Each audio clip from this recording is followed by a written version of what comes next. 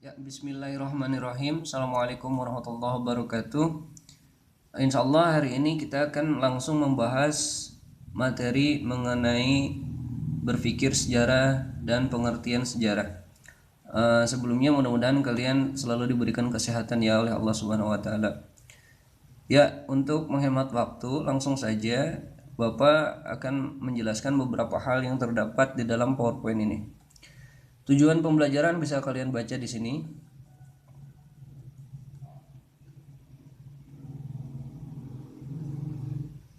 Langsung kepada inti pokok masalah yang akan kita bahas hari ini. Di antaranya kita akan membahas dan kalian perlu memahami satu, cara berpikir sejarah. Apa sih cara berpikir sejarah?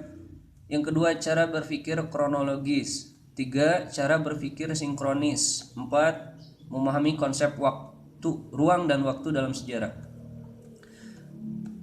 Langsung masuk ke dalam pengertian cara berpikir sejarah. Cara berpikir sejarah adalah cara seseorang dalam mengartikan, mendefinisikan ruang lingkup sejarah dengan pola pikir yang logis, dapat dipertanggungjawabkan, yang mengacu pada bukti dan sumber-sumber sejarah atau fakta. Artinya sejarah berbeda dengan mitos atau dongeng.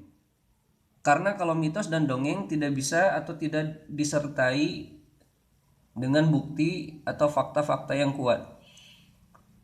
Nah, kalian belajar sejarah berarti kalian harus mempunyai cara berpikir sejarah. Artinya cara berpikir sejarah itu kalian harus memahami bahwa sejarah itu merupakan sebuah peristiwa yang nyata, logis atau dapat dipertanggungjawabkan, yang mengacu pada bukti-bukti yang ada. Artinya sejarah merupakan sebuah pelajaran yang dapat dipertanggungjawabkan karena terdapatnya bukti-bukti yang bisa dicari dan dipertanggungjawabkan.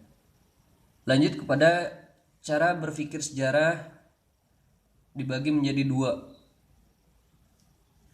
Satu, berpikir kronologis. Berpikir kronologis ini artinya kita dapat menceritakan kembali sebuah peristiwa dari awal sampai akhir secara runtut dan sistematis. Yang kedua, berpikir sinkronis, mengkaitkan sebuah peristiwa satu dengan peristiwa sejarah yang lainnya secara lebih mendalam sehingga kita dapat mengetahui penyebab terjadinya sebuah peristiwa tersebut. Perbedaannya, kalau berpikir kronologis hanya mengulang kembali sebuah peristiwa dari awal sampai akhir. Tentunya kedua berpikir ini harus dilandasi dengan cara kita menemukan fakta dan bukti-bukti yang ada. Jadi berpikir kronologis dan sinkronis harus disertai dengan fakta dan bukti-bukti yang ada. Bedanya, kalau berpikir sinkronik itu lebih mendalam cara berpikirnya, sehingga bukan hanya menjelaskan konsep sejarah atau peristiwa sejarah dari awal sampai akhir, melainkan kalau berpikir sinkronis ini kita menjadi tahu penyebab sebuah peristiwa itu terjadi karena apa. Lanjut kepada slide berikutnya, kalian nanti belajar tentang konsep ruang dan waktu dalam sejarah. Ruang dalam sejarah menunjukkan tempat di mana suatu peristiwa terjadi. Sedangkan waktu dalam sejarah menunjukkan kapan suatu peristiwa itu terjadi. Jadi konsep ruang dan waktu dalam sejarah tidak bisa dipisahkan. Nah, sekarang masuk kepada pengertian sejarah. Ada beberapa pengertian menurut bahasa dan para ahli. Bisa kalian simak, baca dulu, pahami dulu. Ada beberapa pengertian yang berbeda-beda mengenai sejarah. Jadi sejarah bukan hanya menceritakan masa lalu ya, tapi sejarah juga menceritakan beberapa hal yang tentunya berkaitan dengan proses dari masa ke masa. Nanti kalian akan coba mengartikan maksud dari pengertian yang ada di sini. Lanjut kepada slide berikutnya. Di dalam sejarah terdapat ciri-ciri utama dan sumber-sumber sejarah. Apa itu ciri-ciri utama sejarah? Ternyata ciri-ciri utama sejarah dibagi menjadi 3 bagian. Sejarah menceritakan peristiwa yang abadi, artinya berkelanjutan. Contoh berkelanjutan di sini, misalkan proses terciptanya atau keberadaan manusia. Artinya selama manusia itu masih hidup, sejarah peradaban manusia akan terus berlanjut. Mulai dari Nabi Adam sampai nanti akhir zaman. Itu maksudnya adalah peristiwa abadi di sini menceritakan sebuah subjek sejarah yang subjek sejarahnya itu masih tetap hidup dan peristiwa tersebut akan terus berlanjut.